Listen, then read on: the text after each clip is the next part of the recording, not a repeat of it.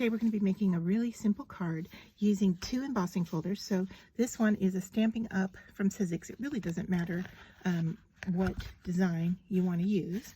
And then this one that says congratulations.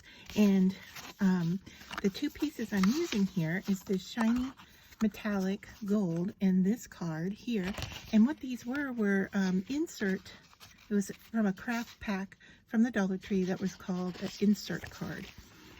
So what I'm going to do is I'm going to emboss. So I want the image of my card to be raised up.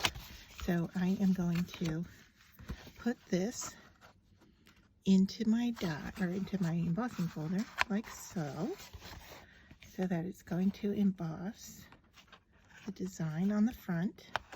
All right, and then we are also going to emboss the word congratulations onto the gold cardstock. All right, and before I do anything further, I'm going to draw a line here to know where to cut. So just with a pencil, I'm going to draw a real quick line in case that one doesn't show up on the gold. I'm going to do it on the back as well. All right, so then I'm going to put this into my sandwich here for my Gemini. Any machine will work. You can slide this into whatever machine you want.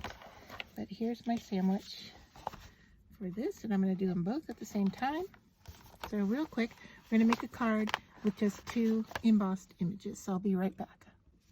All right, so I have run them both through. My Gemini ended up taking out the shim and just using the 2 clear plastic sheets. And so this is how congratulations looks. And this is how my card front looks. So now I'm going to set this all aside here and bring in my paper trimmer so that we can cut down the congratulations. And let me see if I can get it better in frame for you. All right, that looks good. Try to hold on to it. Cut. Okay, and then it's awful close to the C there, so I know I'm going to have to take some off of this end as well. And I want to get as close as I can without really cutting into the S. I think that's probably going to be a good place. Yeah. All right, and it was just because my embossing plate moved on me a little bit. So this basically is our finished card. We're going to put this in place. Now, if you wanted to trim, more off and get closer to the word, you definitely could. I am going to go ahead and use some foam tape from the Dollar Tree and lift this up. I might go ahead and trim a little bit more off of both sides of this, or I can just leave it as this, but I think I'm going to trim, so I'll be back after I do that. All right, so I have this trimmed down, and I'm just going to move stuff out of the way. I'm bringing in my foam tape from the Dollar Tree, and I'm just going to flip this over and run a piece along both of the long edges and cut off the tape. And my scissors have a lot of adhesive stuck to them right now from cutting foam tape.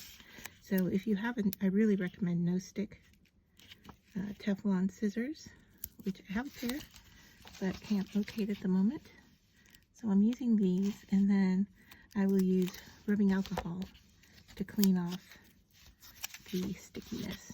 All right, so here's our card, and then we have to decide how, where do we want to place this? And it doesn't need to be lifted up like this, but this is how I've decided to do it. So what I'm going to do is I'm going to peel off the tape and fold it over like so. So there's just a little bit of the adhesive showing, all right? And that helps me kind of line things up here and know where I want to put this. And I'm just kind of eyeballing its position like so. And then I'm just going to pull off the rest. of the tape backing, and there is our finished card. And you can use it this way and write on the inside, or you can use it this way. So it makes for a really nice card to have on hand when you need something quick, you know, for congratulations. It could be for a wedding, could be for a birth announcement, it could be for a graduation, but these come in really handy to have in your stash, and quick and easy. Embossing, running it through the machine one time, cutting down your paper a little bit, and sticking it together, and you are good to go. And I still have some gold left from the original insert piece. I've made another card similar to this, so I used that piece already, but I have another piece ready to go.